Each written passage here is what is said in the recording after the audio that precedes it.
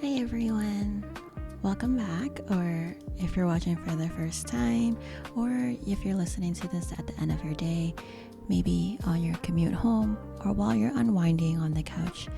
I hope you can take a deep breath right now.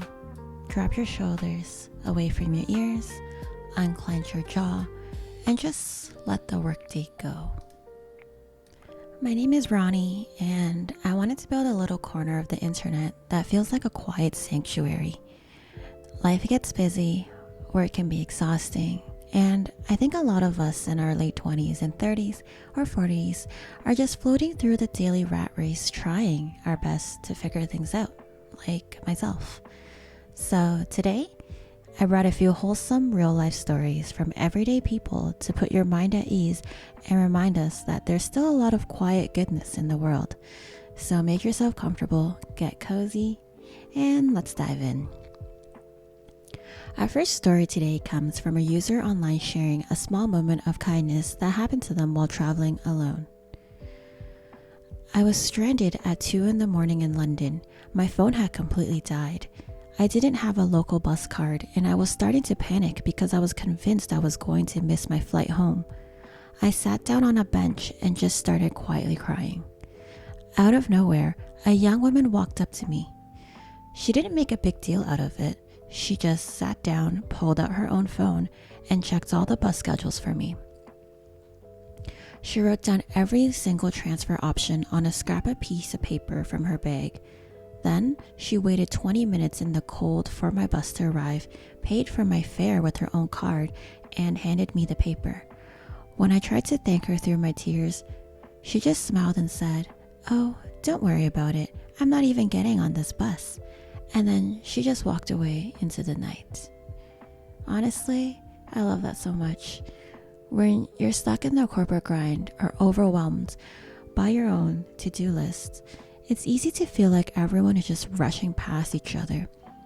It's really nice to be reminded that there are people out there who will pause their entire night just to help a stranger catch the bus. And I think it's little moments like this that make us feel human and make us have hope for those around us and for ourselves. This next story is a sweet little reminder of how much words can mean, even when we get a little awkward. I was waiting at a crosswalk yesterday when a girl dressed in a super cool, bold outfit walked past. An older woman nearby smiled and called out, "Different is always cool." The younger girl misheard her tone, thought it was sarcasm, and quickly walked away looking pretty hurt. The older woman noticed right away, turned around and jogged up to her, gently saying, "I'm so sorry. I think you misunderstood me. I meant that. Different is always cool." The girl's entire face lit up with the biggest, sweetest smile. She thanked her, and they both walked off in completely different directions, both beaming. Isn't that just precious? We're also conditioned to assume people are judging us or thinking the worst, that sometimes a genuine compliment can catch us off guard. It makes me want to be a little braver with giving out random compliments when I'm out and about. And honestly, I think as a female, maybe males can feel this too, but I am quite nervous and introverted in public, and you often see very beautiful, pretty people walking by, or maybe they're wearing something that looks really amazing, such as maybe they have really pretty nails and you just want to compliment them. But sometimes you just don't do it. Like, you're at the cashier and you're looking at her nails and it's beautiful, but you don't say it. But when you think of another time, someone coming up to you to say something, to compliment you for something, it makes your whole day. Your face just lights up. You feel so happy. You have a big smile on your face. And that's kind of what makes us human, and it makes everyone else's day. And I think about those times that I do have the courage to go up to people and say these things. And on the other end of the giving end, it actually feels really, really good too.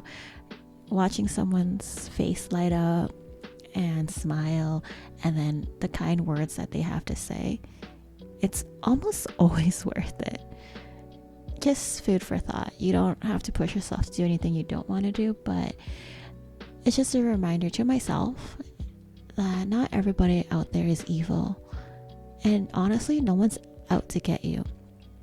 Most people are too busy living their own lives to even have a moment and really focus on what you're really doing. It also reminds me of when you're at the gym and you think everyone's judging you for your form, how you look, how you're doing, just where you're at in the gym. You see these videos of people doing something crazy in the gym, and actually no one's looking at you. And to be completely frank, almost nobody really cares. Everyone's sucked in their own head, and they're here for their own reasons, and they have their own thoughts, but it's very unlikely that they're bad mouthing you the way that you're bad mouthing yourself. So just remember, be nice to yourself. I'm telling this to myself. Be nice to me, because no one's out there to get you. So why am I out there to get myself? It takes a long time and a lot of growing up and a lot of self-awareness to recognize these bad habits and these things that you're doing to yourself. But as you mature in life, your values change.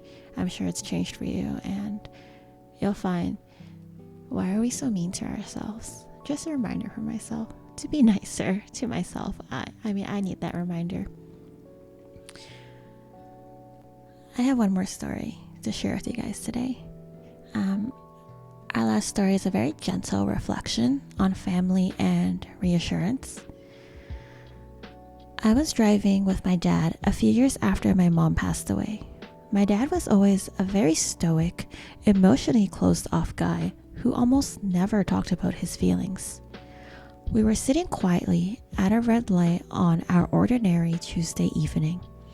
Out of nowhere, he reached over, placed his hand on my knee and said, "You know, you made all the right choices, right? We loved everything you did, and we love you." The light turned green. He put his hand back on the steering wheel, and he went right back to being his quiet self. But those few seconds stayed with me forever. If you're sitting in your late 20s or early 30s right now, wondering if you're where you're supposed to be, or feeling like you haven't figured it all out yet, I hope you take that in too. You're doing just fine. Well, that's kind of a wrap for me today. I just want to thank you all so much for spending a little bit of your evening or your commute with me. If this brought a little bit of calm to your day, I'd love to have you for the next one. I thought that to make this series, just because when I go home from work and I'm sitting on the train, I don't always want to listen to music or heavy podcasts or people with Reddit posts that's very spicy drama all the time. I sometimes just want something that is very chill and calm. I can turn my brain off. I could listen if I want to. I don't have to listen if I don't want to. And yeah, I just wanted something to help clear the noise in my brain after a long day on my commute home, and honestly start winding down, because that's what I value. Well, until then, I hope you take it easy on yourself tonight. I hope you go and enjoy a warm drink. Hopefully, have a little active to your day, take a walk, do a quick stretch, and pet your little loved ones. I love ones, I mean pets, and animals. But if you have human loved ones, please also give them a kiss or a hug. I hope you have a wonderful, peaceful rest of your evening. Have a great evening, and I hope to talk to you all again soon.